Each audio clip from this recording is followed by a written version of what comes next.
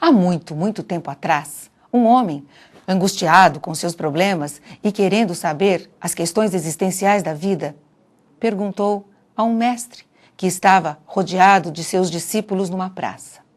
E disse ao mestre: Mestre, exatamente quando a noite termina e o dia começa? O mestre, em vez de responder, encaminhou a pergunta aos seus discípulos. Um deles levantou-se e disse: Mestre, a noite termina e o dia começa quando conseguimos enxergar a diferença entre a folha de um limoeiro e a folha de uma laranjeira. Mas o outro aluno disse: Não, a noite termina e o dia começa quando, ao encontrarmos uma estrada bem longa, enxergamos lá na ponta um cavaleiro chegando montado em seu cavalo e conseguimos ver as cores de sua roupa. E o terceiro aluno disse: Não, eu acho que não. A noite termina e o dia começa quando conseguimos enxergar a diferença entre um fio de cabelo preto e um fio de cabelo branco. Mas o mestre, sorridente, disse aos três alunos: Infelizmente, esta não é a resposta certa. Olá, meu nome é Valdir Cimino e estamos começando o programa Humanização em Saúde, no nosso 4º ano. Esse programa tem o propósito de valorizar a cadeia produtiva da saúde, olhar com mais carinho para todas as ações que estão transformando a saúde dentro da política pública de humanização, HumanizaSUS. Vamos lembrar também que o HumanizaSUS está completando 20 anos. 4 anos do programa e 20 anos do SUS. Vamos valorizar a nossa saúde, mais do que nunca. O tema de hoje, a gente vai estar focando a realidade da saúde brasileira, rede de cuidados.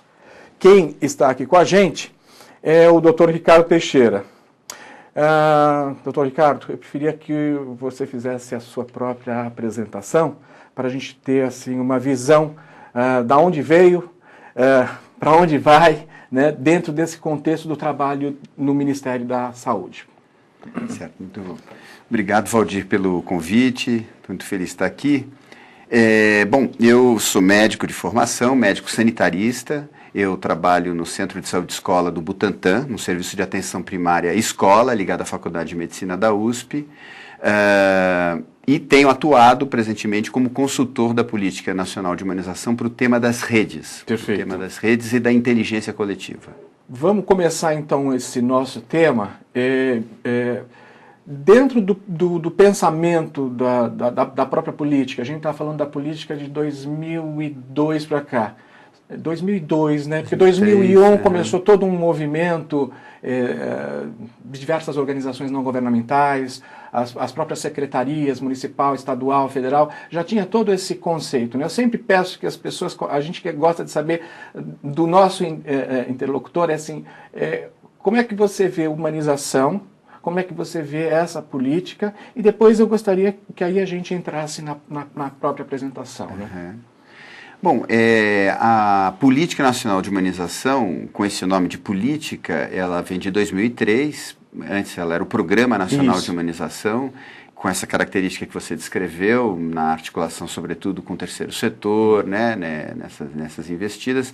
Ela tem se caracterizado no momento atual, a Política Nacional de Humanização, por um modo de fazer a política de humanização não centrado numa ideia pré-definida do que seja a humanização, mas muito focada no acionamento de estratégias, de dispositivos que permitam, nos diferentes locais de trabalho, pôr em análise as condições de trabalho e o próprio processo de trabalho.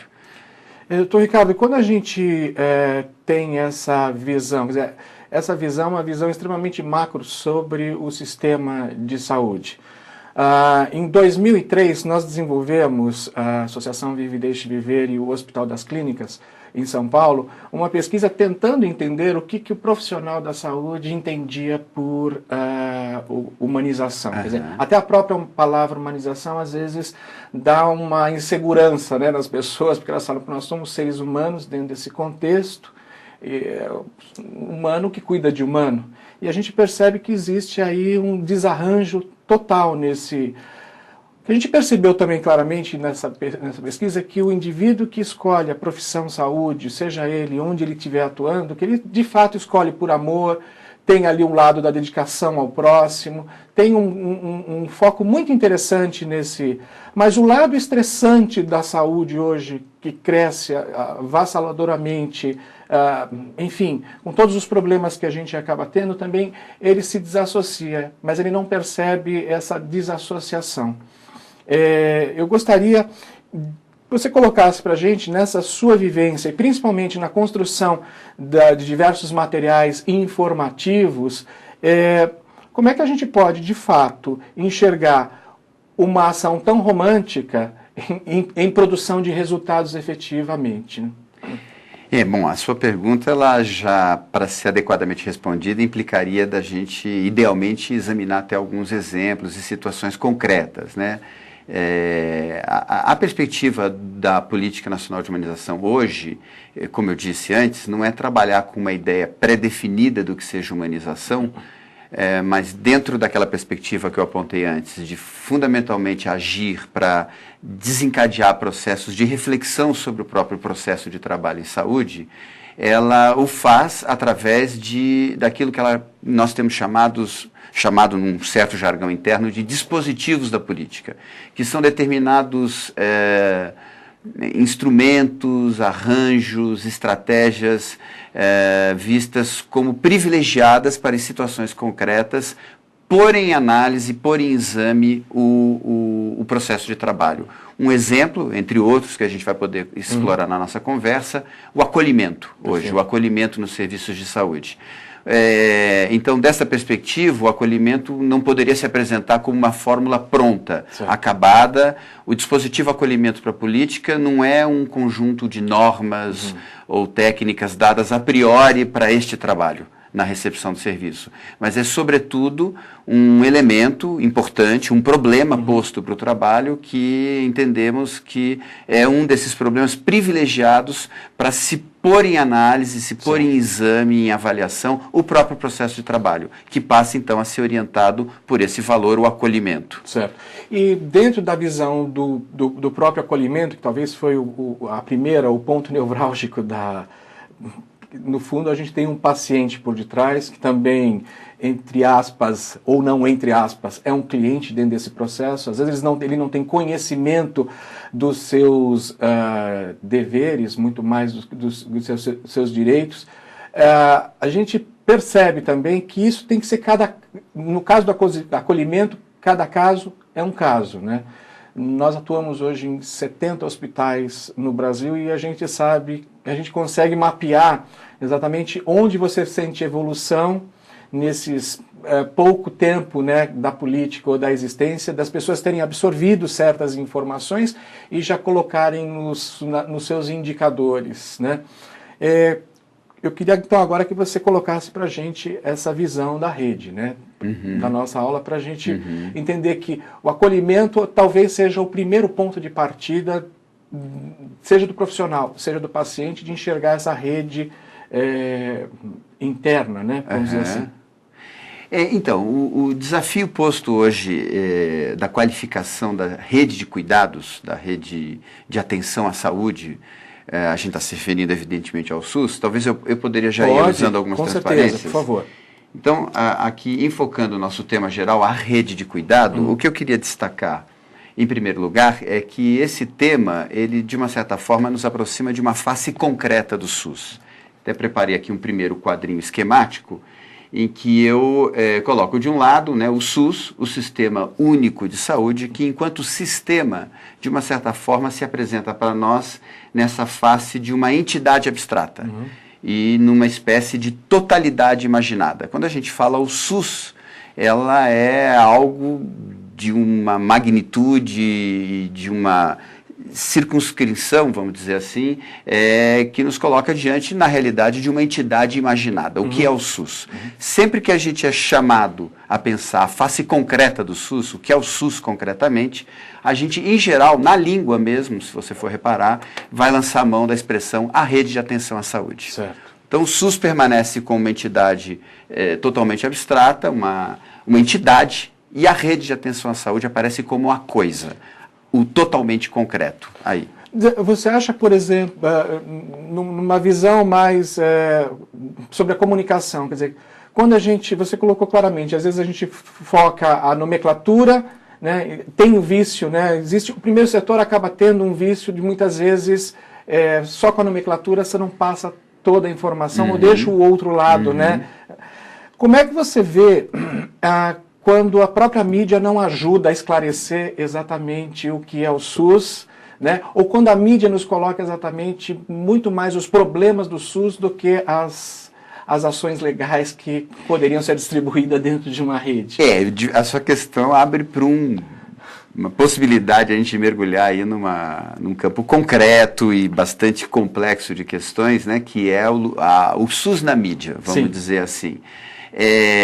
Para não tergiversar demais, nem sair do foco, eu diria que no que diz respeito a essa introdução mesmo, que eu faço, trazendo a ideia da rede como a face concreta do SUS, e quando eu digo que a rigor SUS é uma entidade abstrata, esse tratamento em geral que a gente vê na mídia do SUS, na verdade ele esbarra com um fato que é da ordem da realidade, que é, por exemplo, a inscrição fundamentalmente municipal do SUS. Certo. Porque, na verdade, muitas vezes se refere ao SUS, de novo, a entidade abstrata, uma generalidade, uma generalização, que muitas vezes não corresponde à realidade, até porque, dada a base constitucional que define o SUS como uma instância de gestão do nível municipal, a gente deveria, a rigor, falar em SUS, em SUSes, vamos dizer assim, SUS no plural, né?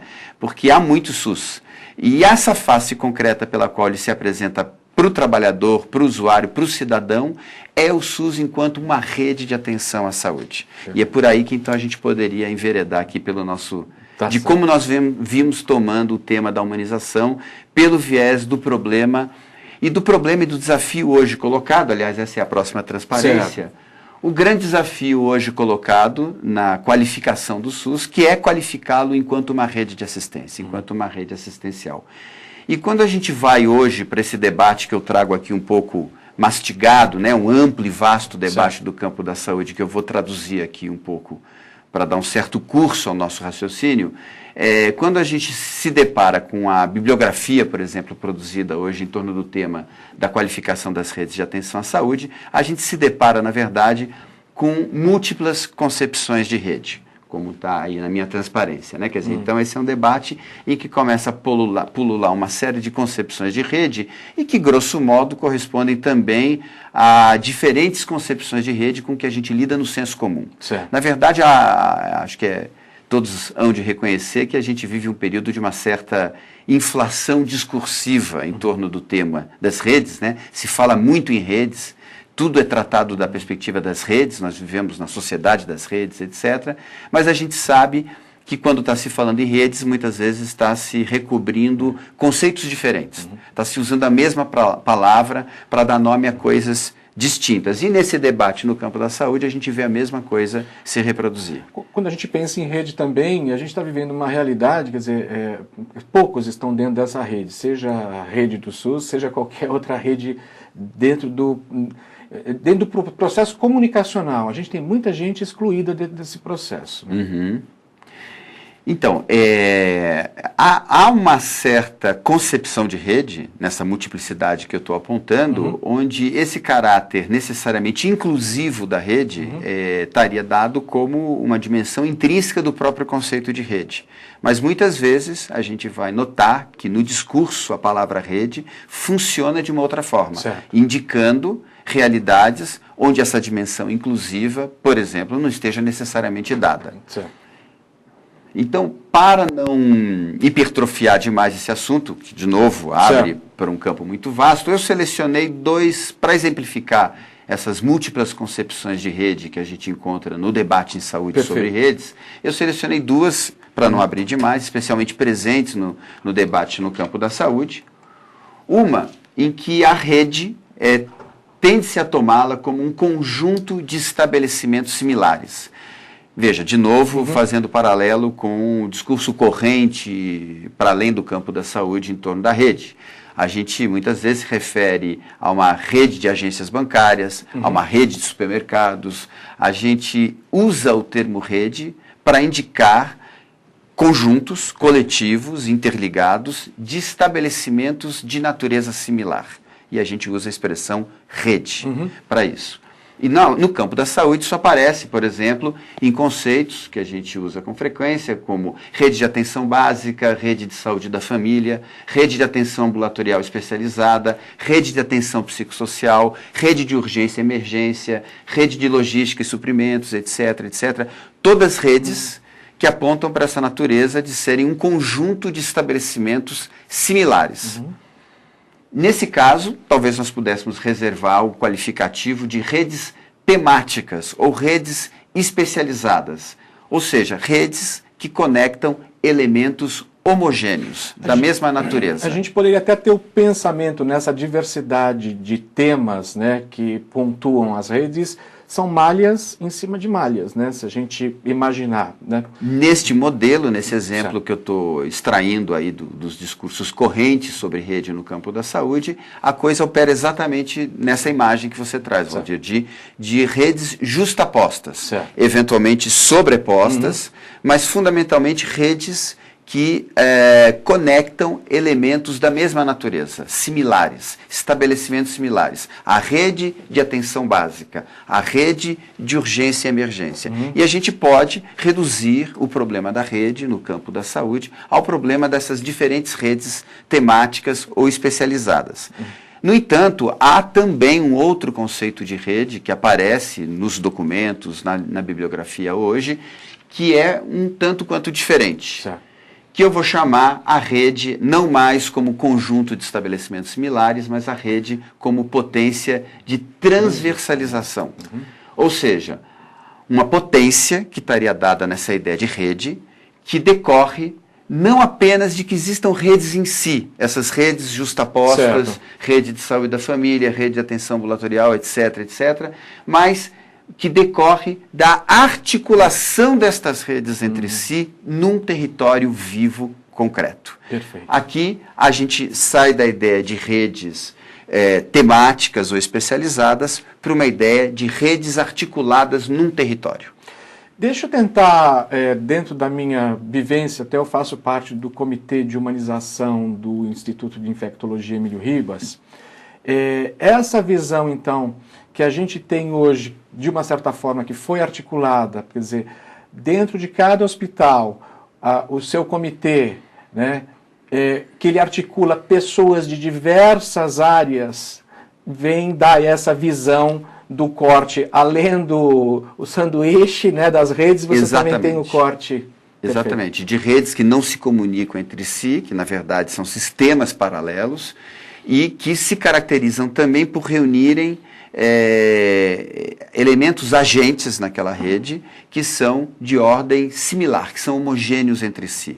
E aqui a gente atenta para um outro conceito de rede, que pode operar, por exemplo, numa experiência como essa que você está descrevendo, de uma câmara técnica, de um comitê de humanização, que, na verdade, reúne elementos diferentes, heterogêneos, perspectivas distintas, às vezes posicionamentos em sub-redes distintas, mas onde o essencial é isso que eu estou chamando a conexão de elementos heterogêneos. Perfeito. Então nós teríamos aqui um divisor de águas geral entre duas grandes concepções de rede, uma que toma a rede como a reunião de elementos similares e a outra que vê na potência da rede, numa certa ideia de rede que nos interessa, a conexão de elementos heterogêneos, distintos, e rede enquanto produção de diferença também, e não rede enquanto produção de efeitos de homogeneização, de serialização, de reprodução em série do mesmo. Mas rede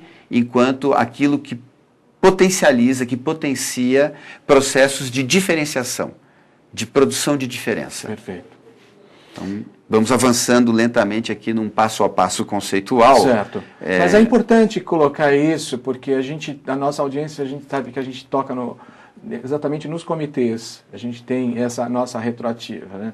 E a gente tem percebido que, no fundo, a gente tem que levar essas explicações com bastante carinho e cuidado, porque a gente também lida dentro dos próprios comitês com uma diferença muito grande, né? Aí a gente lida com a diversidade mesmo, né? Entre os públicos que estão dentro desses comitês.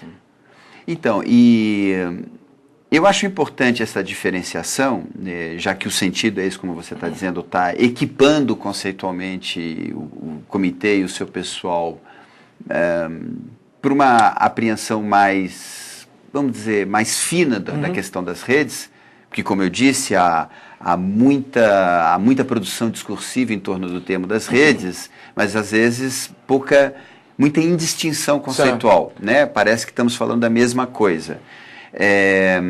Eu acho importante essa pontuação inicial, distinguir que há diferentes debates em torno da questão da rede, até porque não se trata de privilegiar um contra o outro, né? É mostrar que há o problema da rede, da qualificação das redes de atenção, que é um desafio de primeira grandeza hoje na construção e na qualificação do SUS. Ele é um desafio que pode ser tomado em muitas dimensões e de muitas perspectivas, porque não é desimportante a abordagem da qualificação das redes de assistência dessa primeira perspectiva que eu trouxe, né, dos elementos semelhantes, de tratar as redes especializadas e temáticas, e há desafios importantes da gestão colocadas nesse nível. O que se quer apenas assinalar, e essa é a contribuição específica talvez da PNH nesse debate, é que o conceito de rede aponta para um outro modo de nos conectarmos, de conectarmos os elementos para uma produção sinérgica de saúde, no sistema de saúde, que não se esgota, que não se limita ao tratamento das redes especializadas. Que então a gente poderia até aqui reservar um termo, eu tenho preferido chamar assim, do problema dos sistemas integrados e da integração dos sistemas especializados. Mas há um outro desafio da construção da rede hoje,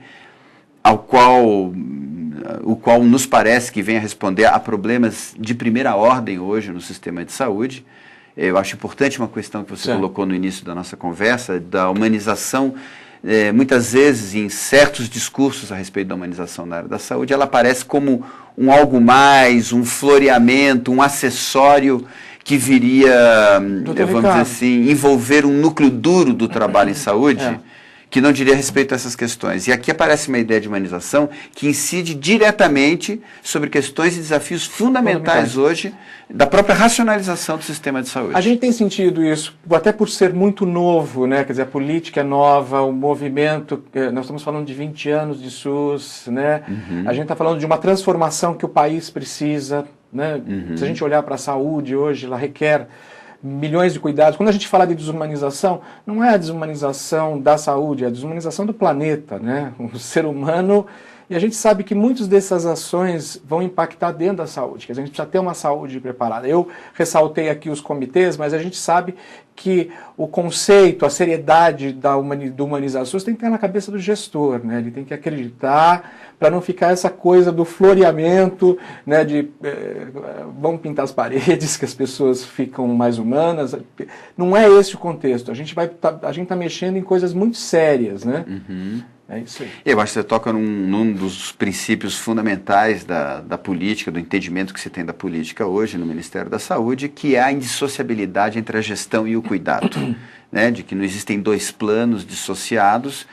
Os desafios postos hoje da humanização, nesses termos que eu estou aqui pouco a pouco partilhando com vocês, eles partem dessa perspectiva da indissociabilidade do plano da gestão, do plano da produção de cuidado, né? Esse é, sem dúvida, um ponto importante.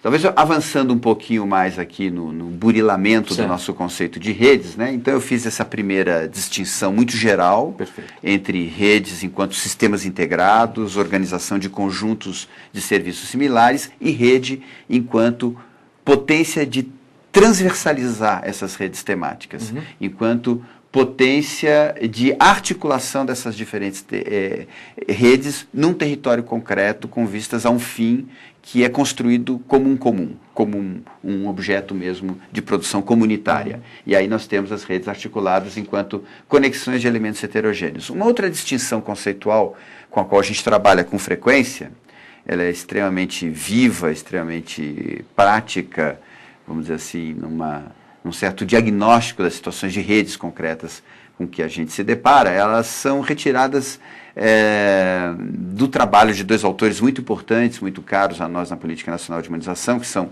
consultores e grandes colaboradores da política, que é o professor Eduardo Passos e a professora Regina Benevides, que num determinado texto trabalham a ideia de redes frias e redes quentes. Essa eu acho que é uma outra distinção interessante, talvez, da gente explorar. Eu também preparei aqui Isso é muito slide. Interessante. É porque, de novo, um pouco aqui a gente retoma essa ideia que eu chamei de uma certa inflação contemporânea em torno do discurso das redes, né? E que, de fato, não é apenas uma inflação discursiva, ela tem correspondência também com a realidade, no sentido de que nós tomamos cada vez mais consciência de que vivemos em redes, que vivemos nas redes.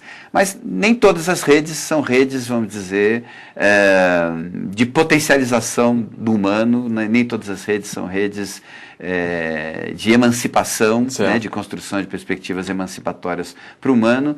A gente sabe também que boa parte dos mecanismos contemporâneos de controle e assujeitamento também operam em rede.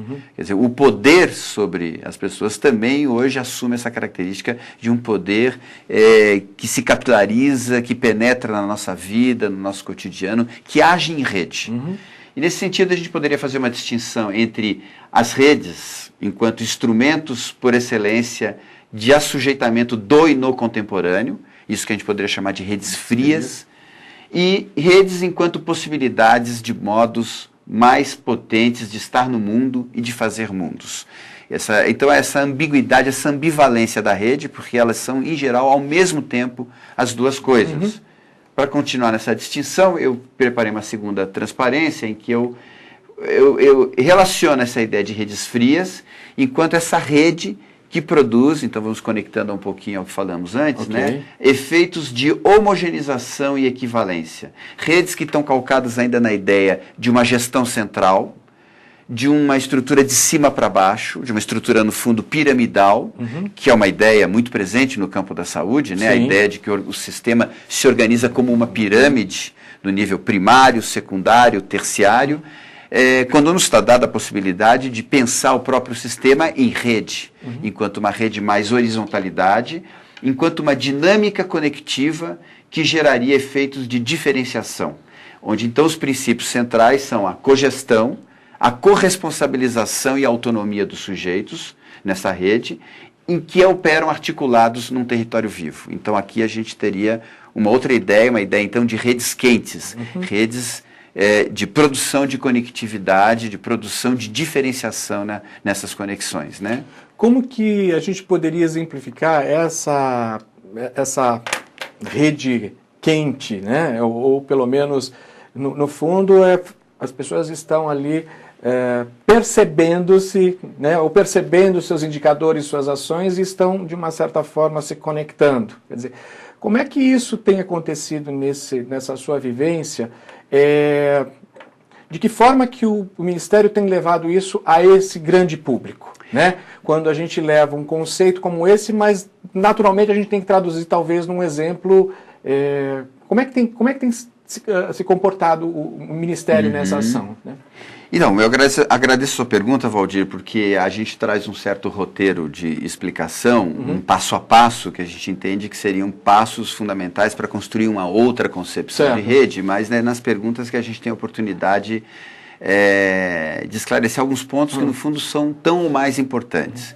Eu acho que o que você está dizendo me lembra que faltou dizer que, quando a gente trata de rede, a ideia da rede, mais geral da rede, ela põe no primeiro plano da nossa conversa o problema, vamos dizer assim, da nossa existência eminentemente coletiva.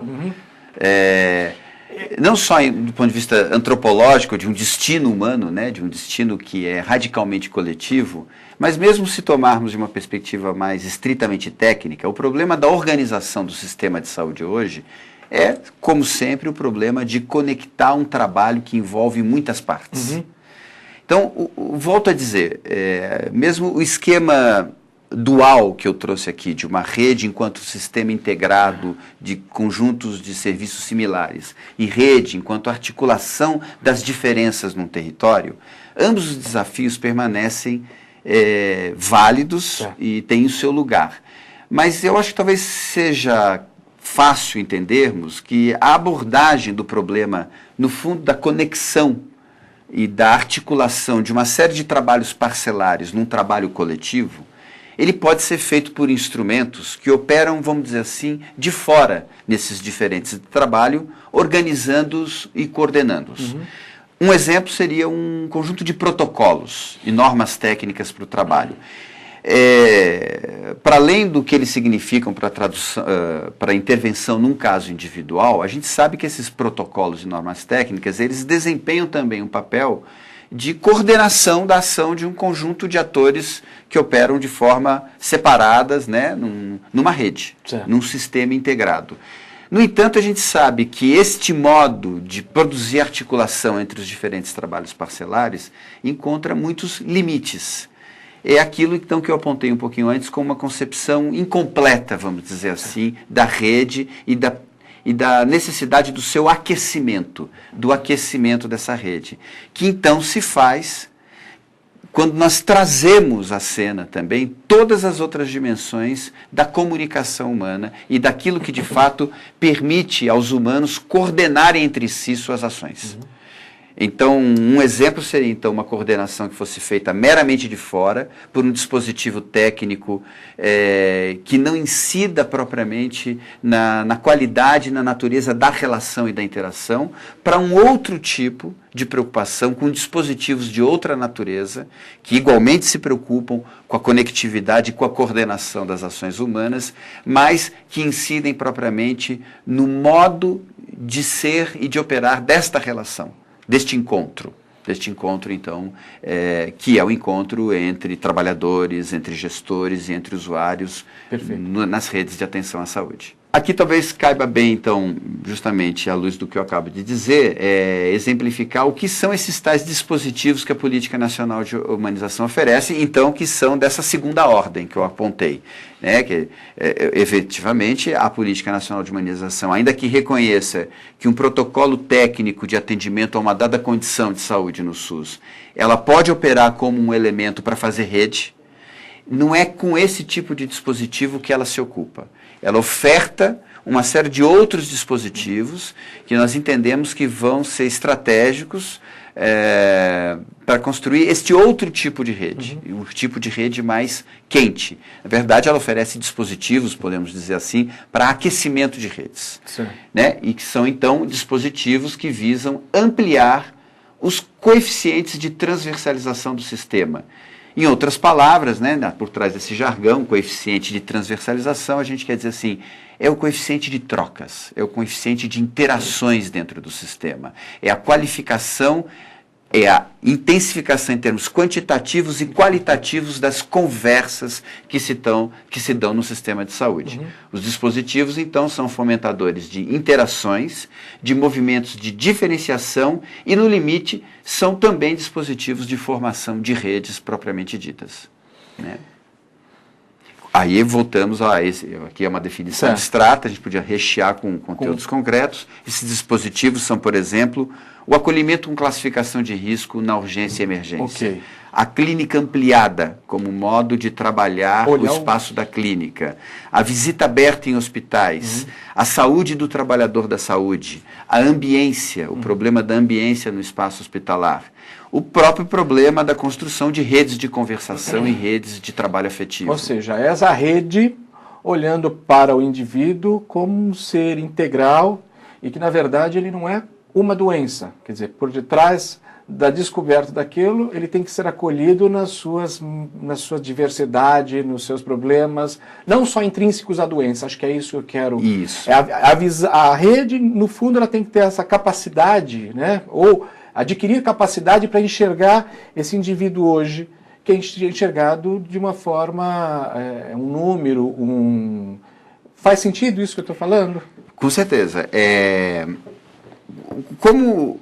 Nós vamos ter outros companheiros aqui conversando sobre outros dispositivos da Política Nacional de Humanização, e eu fiquei com essa incumbência de estar explorando essa porta de entrada do tema, que é o das redes. Perfeito. Por isso que eu fiz questão de dizer, há uma discussão sobre o tema das redes posta hoje no SUS, de primeira grandeza, e nós temos uma entrada específica, singular, neste debate. E esta entrada singular, entendendo a rede como problema mais amplo da nossa existência essencialmente coletiva, no coletivo, em coletivos, e o SUS enquanto realidade também múltiplice, implicando na integração de várias partes em ação sinérgica, nós entramos no problema da qualificação das redes pela via de dispositivos que, em última instância, vêm qualificar as relações. Uma rede, de novo, uma oportunidade para a gente avançar nesse conceito de rede. Sim. Uma rede é, antes de tudo, uma rede de encontros. A rede define o espaço, os múltiplos nós, esses múltiplos nós, em que se dão encontros. Nesses espaços de encontros se dão conversas. É todo o problema da qualificação do Estatuto do Encontro e da conversa no sistema de saúde. É entender a rede de atenção à saúde, a rede de cuidados, nosso tema hoje, como amplas e vastas redes de conversação. E a emergência do outro nesse espaço, como você traz, Valdir, quer dizer, de que ele não seja um número, de que ele apareça na sua singularidade, é extremamente dependente da qualidade dos dispositivos conversacionais que a gente põe em funcionamento no encontro. Doutor Ricardo, tem dois tópicos que, até pela própria grandiosidade, ou quando a gente foca a rede nos seus conceitos, a gente tem duas coisas aí que, nesses 10 anos também, ouvindo, escutando, né? Nós temos dois problemas, sei lá, nevrálgicos aí que a gente poderia dizer. Primeiro é a comunicação propriamente dita, né? Como é que qual a sua visão, uma vez que a gente está falando de rede, que essa comunicação tem que fluir? Então, a gente tem complicômetros aí, a gente sabe que são sérios, né? E a tecnologia, porque quando a gente fala de rede, também a gente se teleporta a essa coisa que nós estamos vivendo, a globalização. Quer dizer, o quanto a tecnologia tem ajudado ou tem emperrado, uma vez que, do outro lado, a gente tem também uma deficiência no uso da tecnologia, vamos dizer assim. Não, eu acho que os dois pontos que você elege aqui para a nossa conversa são importantíssimos. Comunicação, tecnologia. Eu até passei mais uma transparência, porque então, está bem assim, coordenada aqui a nossa conversa, né? De fato, nesse ponto, eu pensava em introduzir a ideia de rede. Eu nem tinha visto esse próximo slide. Porque a ideia foi toda pela ideia de ir alargando um pouco esse conceito, e acho que as questões que você vem levantando ajudam bastante. Esse era o ponto em que eu avançava para essa ideia de que pensar rede é pensar os arranjos dos encontros coletivos. Né? Nós vivemos no encontro. Não há possibilidade para o homem de existência fora do encontro com o outro. A rede designa grandes conjuntos de arranjos de encontros, é sempre bom lembrar o mais óbvio, né? E esses encontros, então, o SUS temos aqui uma imagem a partilhar no momento, que é o SUS como uma grande rede de encontros. Certo.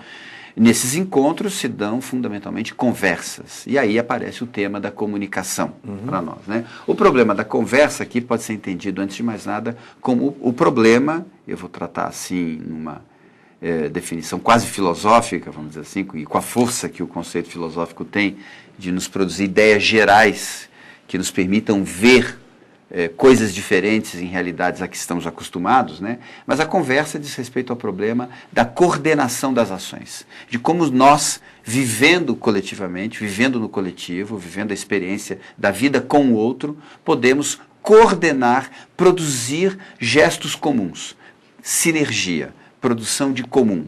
Então a conversa aqui remete ao problema da comunicação, da produção do comum, né? Da produção de comunidade ou de zonas de comunidade para podermos viver e agir juntos. Agora, o encontro traz para nós uma série de outros elementos que são temas da rede. E são temas hoje de primeira importância também na discussão da qualificação do SUS, que é o problema, em primeiro lugar, do afeto. Então, dizer que a rede, o SUS é uma grande rede de encontros e, por sua vez, uma grande rede de conversação, é dizer que também que é um espaço de produção afetiva. Porque o encontro, o espaço de encontro, nada mais é do que o espaço da própria vida afetiva. E aqui, sem precisar nenhum grande aprofundamento intelectual do conceito, né? Acho que a gente pode ir também pelo sensível, pelo que nós experienciamos todos os dias, né? A própria ideia de afeto, a gente poderia talvez ouvir aí a origem etimológica, né? A raiz da palavra, que é afetar. É somente no afeto, no encontro, que eu posso afetar o outro, produzir uma afecção no outro, nesse encontro, e que é sempre experimentada ou como uma afecção positiva ou negativa, ou como um afeto de aumento da nossa potência de existir e da nossa alegria, ou como um afeto diminutivo da nossa potência de existir, da nossa alegria, da nossa força de vida. Então, viver é viver no encontro. E viver no encontro é viver na variação dos estados afetivos ao sabor desses encontros. Porque, é o que eu digo, é do senso comum, todo mundo entende o que eu estou falando. Nós, na vida, fazemos bons encontros e maus encontros. Então, dizer que o SUS é uma grande rede de encontros nos coloca um problema propriamente afetivo e coletivo, que é da construção do SUS enquanto um arranjo de encontros bons, de bons encontros, de encontros aumentativos da potência e da alegria. Então, nos coloca aqui o quarto elemento aqui da minha transparência, que é a potência. Então, o problema das redes é um problema das potências, dos arranjos de encontros em que nos situamos. E aqui alguém já pode ir transpondo para um exemplo concreto. Imaginar uma unidade básica de saúde, um posto, um hospital, uma enfermaria, um ambulatório, são grandes redes de encontros. E enquanto redes de encontros são arranjos coletivos que podem ser experimentados por trabalhadores, usuários e gestores como encontros aumentativos da nossa potência de existir ou encontros diminutivos da nossa potência de existir. Os encontros aumentativos são, via de regras, aqueles em que a gente se depara com um alto coeficiente de comunidade, de coisas em comum, em que nós conseguimos produzir comum, coordenar nossos movimentos, coordenar a nossa comunicação. Então, esse é o problema da comunicação aqui tomado dessa perspectiva do problema das redes, enquanto grandes arranjos de encontros coletivos e que nos coloca diante de um problema imediatamente, então, comunicacional, conversacional e afetivo. Um problema da potência em que nos situamos para trabalhar. Como você sabe, Valdir, o trabalho em saúde, só tomando da perspectiva do trabalhador, é um trabalho muito duro. É um trabalho difícil, é um trabalho que nos coloca diante de situações que muitas vezes são situações que não nos convém, como seres humanos, nos depararmos com aquilo. Eu diria, em outras palavras, que é um trabalho que exige uma elevada potência do trabalhador.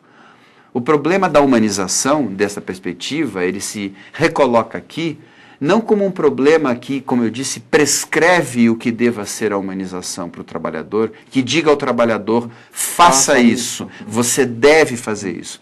Mas muito mais está preocupado em, colocando em análise as condições de trabalho, o processo de trabalho deste trabalhador, se perguntar o que nós temos feito para produzir arranjos aumentativos de potência que sustentem esse trabalho difícil, esse trabalho extremamente desafiador que é o trabalho em saúde.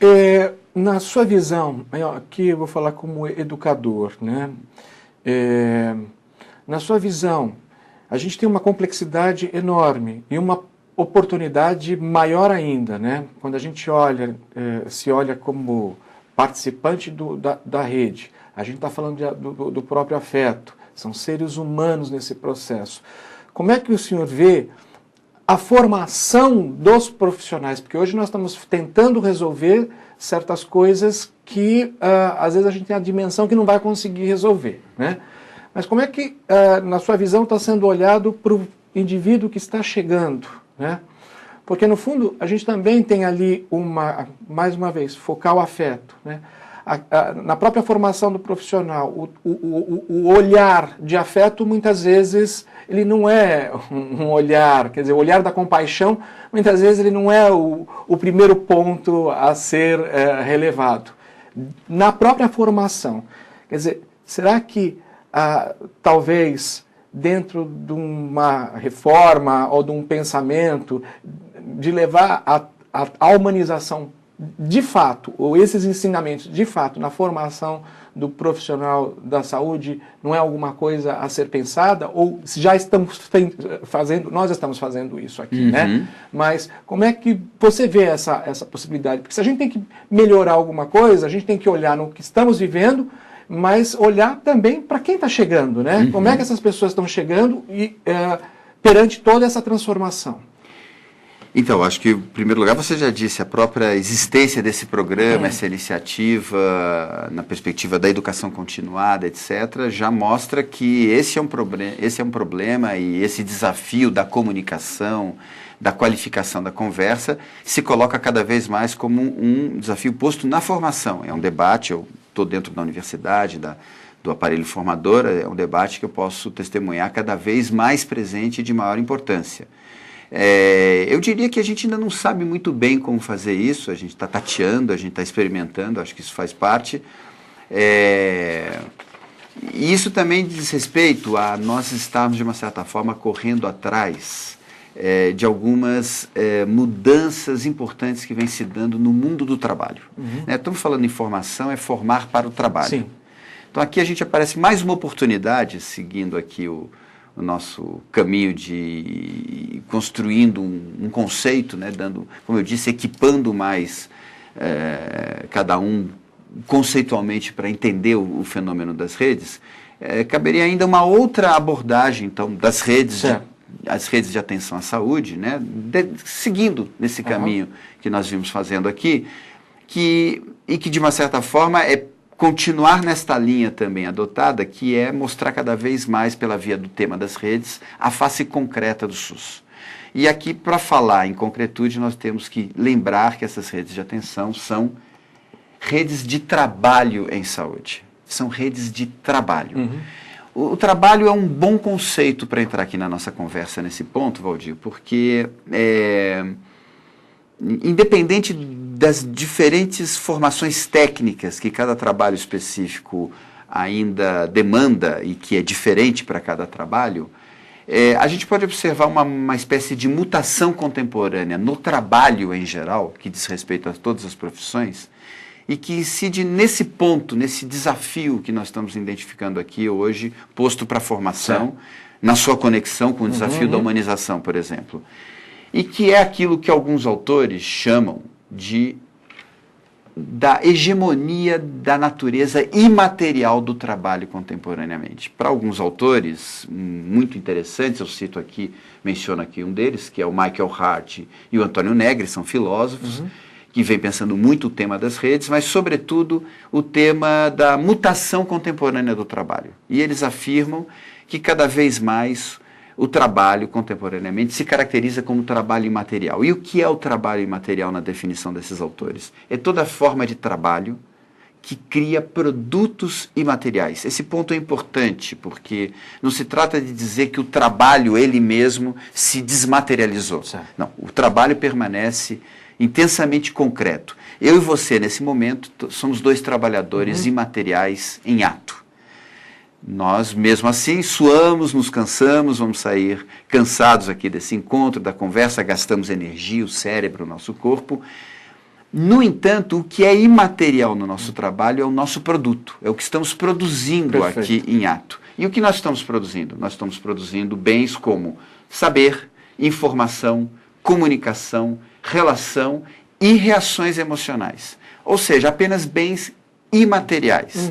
Esse autor ainda vai um pouquinho mais adiante e nos diz o seguinte: na verdade, todo o trabalho imaterial a gente pode reconhecer duas dimensões principais.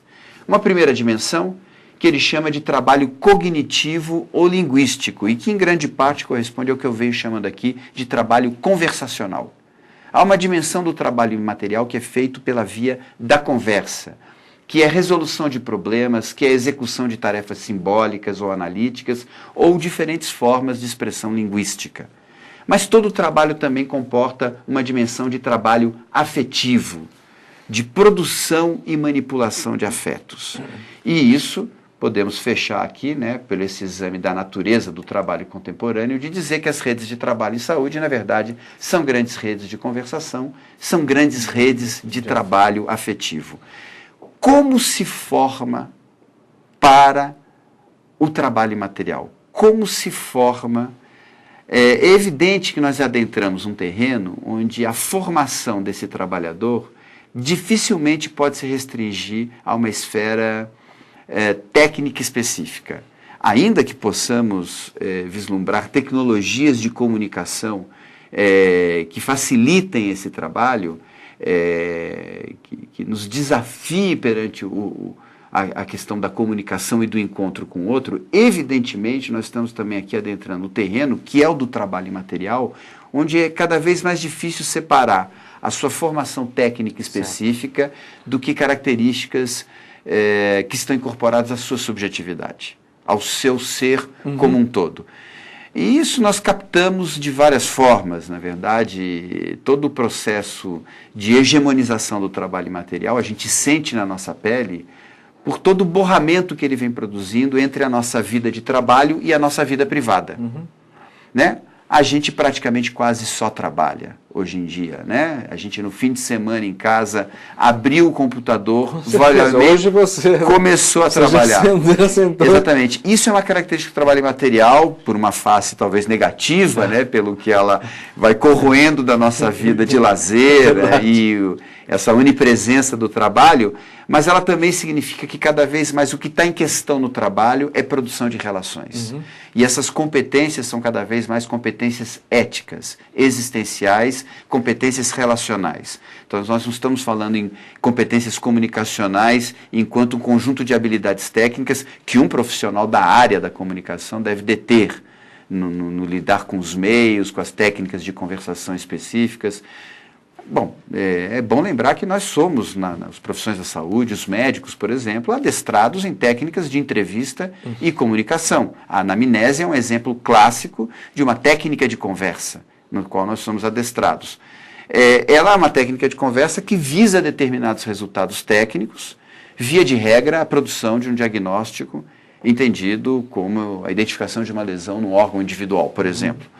A gente pode conceber outras técnicas de conversa na qual nós devemos nos capacitar para adequada consecução do trabalho em saúde e que digam respeito a técnicas de conversa que abram para a emergência de outros conteúdos naquele encontro. Para não dizer que caímos no terreno da indeterminação, da subjetividade, etc. Inevitavelmente, sim, caímos num terreno que é da ordem do indeterminado, daquilo que não tem fronteiras claras com o exercício da nossa própria subjetividade enquanto cidadãos. Mas, claro, sim, também o desafio da formação nos convoca a um outro olhar para os problemas de comunicação na prática em saúde e na formação dos profissionais. Nós temos mais alguma coisa? Porque a gente...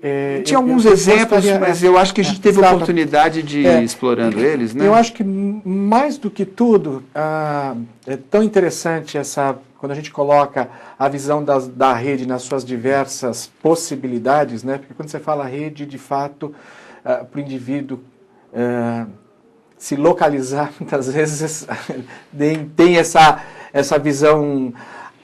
Eu queria pontuar aqui, dentro da sua visão também, o quanto as redes facilitam a transparência de todo o processo, né? Porque quando a gente age em rede, a gente também está demonstrando ali, ou se for por bem, por mal, a gente tem que lembrar que o ser humano é um meio de comunicação, né? Ele tem esse poder.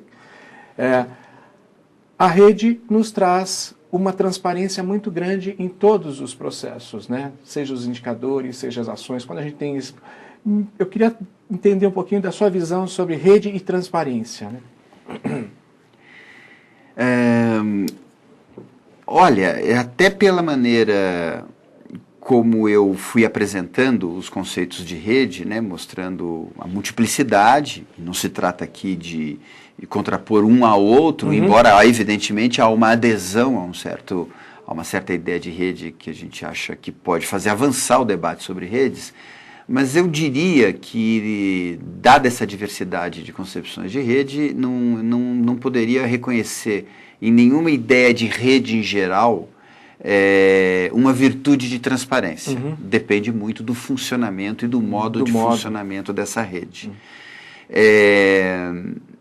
Eu acho que o tema da rede, nas suas aberturas, ele, claro, vem se colar de uma maneira muito feliz com a ideia da transparência, quando a gente pensa, por exemplo, nas tecnologias de comunicação, que a gente acabou até não desenvolvendo tanto aí num tópico anterior, certo. Mas quando a gente pensa nas tecnologias de rede, veja bem, Valdir, eu estou aqui um pouco livre pensando em torno de uma questão que eu tendo a ter uma entrada um pouquinho distinta.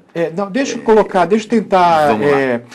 A minha formação é comunicação social, atuo em marketing, coordeno um curso de relações públicas na Fundação Armando Álvares Penteado. E quando eu penso rede, eu estou pensando nessa complexidade a partir do meu próprio umbigo, quer dizer, como que eu olho toda a minha comunicação interna. Então, essa é a grande rede. Quando você tem essa comunicação sua afiada, interna, gestor de fato, olhando para como um todo, isso é o grande facilitador e também facilita a transparência em todas as áreas. O que a gente percebe hoje dentro de algumas organizações, isso é imperativo, é dentro da saúde, é dentro de todas as áreas, as pessoas olharem como nós e eles. Você ainda tem esse sentimento enorme. Quando a gente motiva as pessoas de fato a pensarem em rede, agirem em rede, não só discursivamente, a gente está provocando também que o indivíduo seja mais transparente,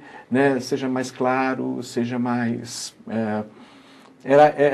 nesse sentido que eu gostaria de... Pronto, eu acho que aí então tem de fato uma entrada que eu acho que corrobora o que eu vinha dizendo. Quer dizer, eu acho que a ideia da rede e transparência pode ser tomada por um viés que é o do controle, do próprio controle, nas suas também facetas positivas e negativas, mas há também, eu não sei se é isso que você quer dizer, mas pelo menos me suscita, talvez eu pudesse redizer o que você está dizendo da seguinte forma. A rede, ela tem essa enorme virtude de nos tornar transparente, é isso que eu chamei a nossa existência imediatamente coletiva e no coletivo. Você sabe que há autores que vêm utilizando vários termos alternativos, alguns verdadeiros palavrões para a rede, como se referir à rede como agenciamentos, e outros, como o Tony Negri, que eu citei agora há pouco, ele fala na ideia da multidão, da produção de multidão. E a ideia de multidão, que eu poderia aqui tomar para nós, produzir multidão como produzir rede, quer dizer, produzir multidão enquanto produção da nossa singularidade, mas enquanto singularidade que se expressa num coletivo. Eu não posso existir fora de um coletivo. Então, tomando essa ideia da multidão, eu diria a multidão ou a rede apenas porque a solidão é impossível. E a ideia mesmo de multidão é a ideia de um antônimo de solidão. Quer dizer, dada que a solidão é uma condição impossível para o homem, o viver na rede. Mas nós somos tomados por ilusões, como você sabe, Valdir. Por exemplo, aquela de que nós somos indivíduos cortados dos demais e que vivemos independentes dos demais numa espécie de ideia torta de autonomia, né? Então, a rede, ela torna autotransparente para nós de que é impossível a vivência fora do coletivo, é impossível a vida sem a multidão dentro. Perfeito.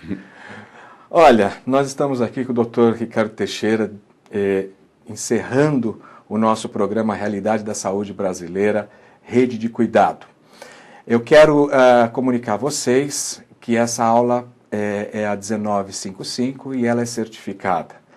Entre em contato com a Conexão Médica, mande suas informações. Doutor Ricardo, agora eu queria um encerramento, um fechamento do que foi essa experiência da gente, dessa possibilidade também do canal, da gente estar levando informação para muita gente dentro da saúde. Como eu te falei, no princípio, primeiro é uma experiência nova para mim, é uma experiência de estar em rede de uma certa forma, né? Muito feliz, porque foi muito, não só agradável a conversa, e é sempre bom experimentar novas formas de comunicação. Agora, o que eu espero realmente é que lá em cada lugar onde chegar essa imagem hoje, em cada ponto dessa rede, ela possa deflagrar novos diálogos, novas conversas, né? E que valha por isso, esse encontro. É isso aí. Olho no olho, muita conversação, muita discussão, porque humanização é isso. Até o próximo programa. Muito obrigado. E mais uma vez, olhando para o homem que estava ali querendo saber a resposta, ele disse: meu bom homem, meus bons discípulos, a noite termina e o dia começa verdadeiramente quando um homem consegue olhar para o outro e enxergar nele o seu verdadeiro irmão.